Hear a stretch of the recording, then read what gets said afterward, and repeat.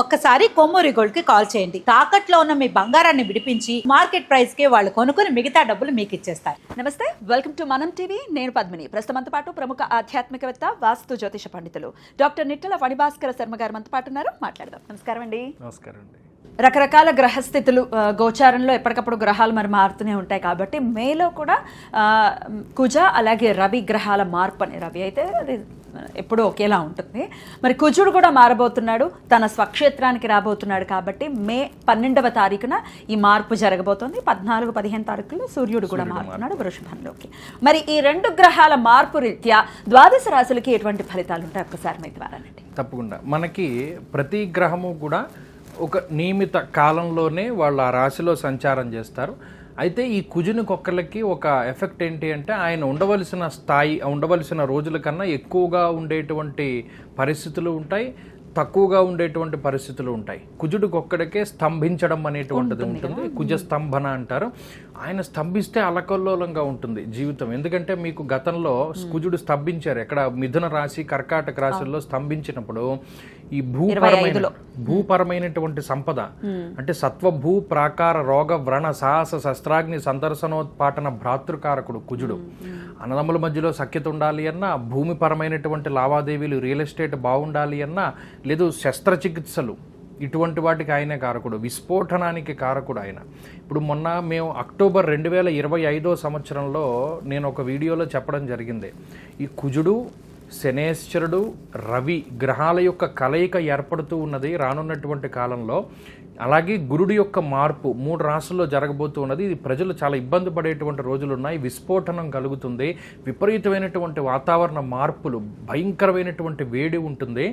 ఈ అస్త్రముల వల్ల, శస్త్రముల వల్ల ప్రజలు ఇబ్బంది పడేటువంటి పరిస్థితులు ఉంటాయి. భూమి నుండి వచ్చేటువంటి ఉత్పత్తులు ఏవైతే ఉంటాయో ఆ భూపరమైనటువంటివన్నీ కూడా చాలా ఇబ్బందులు పడతారని చెప్పి గతంలో కూడా నేను చెప్పాను. మీరు గమనించండి, ఈ భూమి నుండి వచ్చేటువంటి రిసోర్సెసే మనకి పెట్రోలు, డీజిలు, గ్యాసు, ఇవన్నీ ఖనిజాలు, ధాతువులు అన్నీ భూమి నుండే వస్తాయి. అలాగే ఎండ విపరీతమైనటువంటి, ఇప్పటికీ మే రాకమునిపే 40 డిగ్రీలకు వెళ్ళిపోయింది. మేలో హీట్ వేవ్ వస్తుందని చెప్తున్నాడు. 56 డిగ్రీలు హైయెస్ట్ రికార్డింగ్ టెంపరేచర్ అని చెప్తున్నాడు. మరి దీనికి కారణం ఏంటి? గతంలో ఎప్పుడూ లేదు కదా. అంటే ఈ కుజుడు, రవి అలాగే శని గ్రహాల యొక్క కలయిక. శనేశ్వరుడితోటి ఎప్పుడైతే 3 కలుగుతాయో విస్ఫోటం. సరే, ఇది వాతావరణంగా, భౌగోళికంగా ఉండేటువంటి మార్పులు. ఇది కాక మే 12వ తారీఖున కుజుడు మారి మేషరాశిలోకి వస్తూ ఉన్నారు.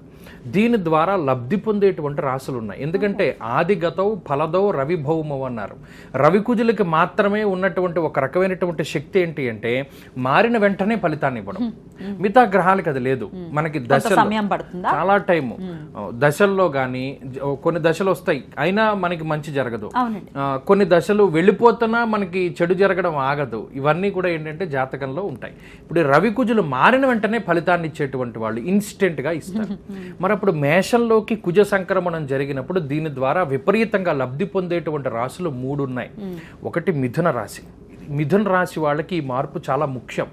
ఇప్పుడు భయంకరంగా ఇబ్బందులు పడుతూ ఉన్నటువంటి రాశుల్లో మిథునం ప్రధానమైనటువంటి రాశి. వాళ్ళకి గురుడు జన్మరాశిలో ఉన్నారు. జన్మరాశిలో గురుడు ఉన్నప్పుడు రాజకోపో యశోహాని ఉద్యోగస్య విరోధకం బుద్ధిభ్రంశో భాగ్యహానిర్భయం తనుగతే గురువు అన్నారు. జన్మరాశి యందు గోచారంలో సంచారం చేస్తే రాజకోపో, వాళ్ళు పైన ఉన్నతాధికారులు ఎవరున్నారో వాళ్ళతోటి ప్రతిసారి గొడవలు వస్తాయి. యశోహాని వీళ్ళ మీద లేనిపోని దుష్ప్రచారం చేస్తుంది. కావాలని తోటి ఉద్యోగస్తులో లేకపోతే చదువుకునేటువంటి తోటి పిల్లలో ఎవరో ఒకళ్ళు మీ మీద చెడు చెప్పేసి ఇతన్ని చెడు చేయాలి అనేటువంటి భావన పై వ్యక్తుల దగ్గర ఉంటుంది. అది మిథున రాశి వాళ్ళు ఎదుర్కొంటూ ఉన్నారు.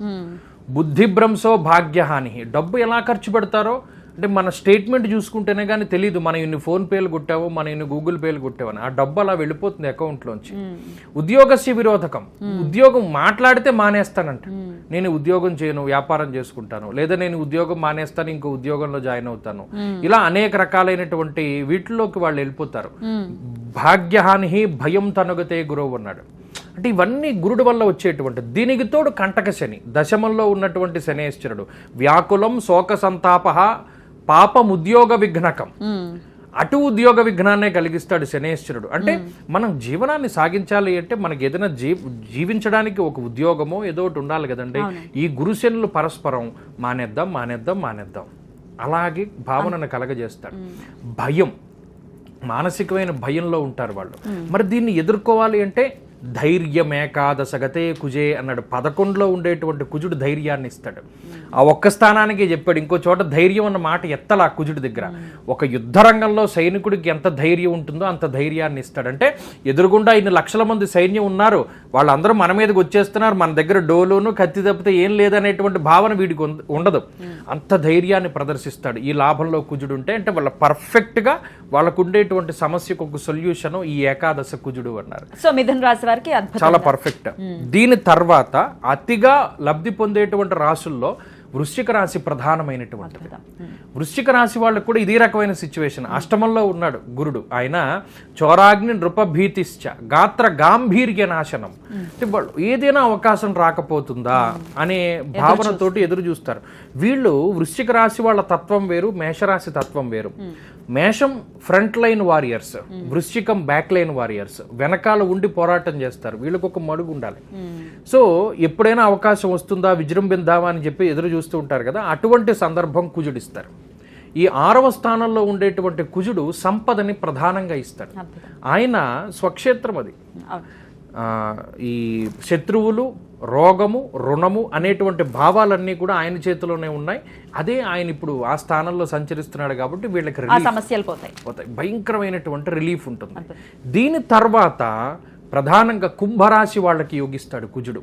కుంభం కూడా చాలా దెబ్బతిని ఉన్నటువంటి రాశి. వాళ్ళు ఏలినాటి శనిలో ఉన్నారు, చాలా ఇబ్బందులు ఎదుర్కొంటూ ఉన్నారు. వాళ్ళకి తృతీయ మందు ఉన్నారు. ఇష్టసిద్ధి సదారోగ్యం అన్నాడు. వాళ్ళకి ఏది కావాలంటే అది కుజుడిస్తారు. ఇవన్నీ ఎన్ని రోజులు ఉంటాయండి దీని ఎఫెక్ట్లు? మారినటువంటి మే 12 దగ్గర నుండి 45 రోజుల పాటు. ఇది ఏం లైఫ్ లాంగ్ ఉండేటువంటి ఎఫెక్ట్ కాదు. చాలండి 45 రోజులు చాలు. 45 రోజులు రిలీఫ్ ఇస్తాడు. ఇలా కుజుడు 12వ తారీఖు నుండి ఒక 45 రోజులు. ఇక ఆ తర్వాత రవి యొక్క మార్పు గురించి కూడా మనం మాట్లాడుకుంటే, రవి వృషభ రాశి సంచారాన్ని మొదలుపెట్టి వృషభ రాశిలో తన యొక్క సంచారాన్ని ప్రారంభించి మాసం ఒక 30 రోజులు ఉంటే ఆయన 4 రాశుల వారికి యోగాన్ని ఇస్తాడు.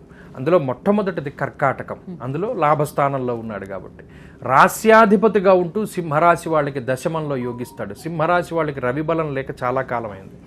ఆ తర్వాత ధనురాశి వాళ్ళకి ఆయన యోగాన్ని ఇస్తాడు.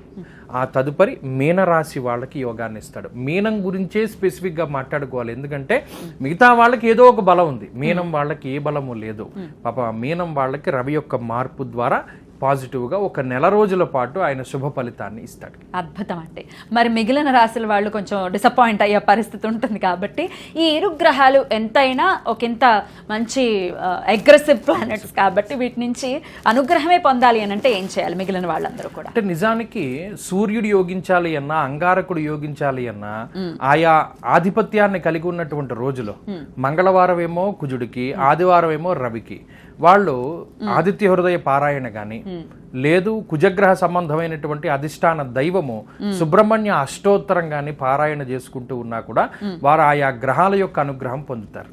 అద్భుతం అండి, చాలా అద్భుతంగా తెలియజేశారు. ఒకంత ఊరటనిచ్చారు ఈ వృశ్చిక రాశి కానీ లేకపోతే కుంభరాశి కానీ మిథున రాశి వారికి కానీ చక్కటి ఊరటనైతే ఇచ్చారు. మీరు చెప్పిన విధంగానే వారికి స్వాంతన రావాలి. 45 రోజుల పాటు చాలా అద్భుత ఫలితాలు పొందాలని మనస్ఫూర్తిగా కోరుకుంటూ కృతజ్ఞతలండి. నమస్కారం.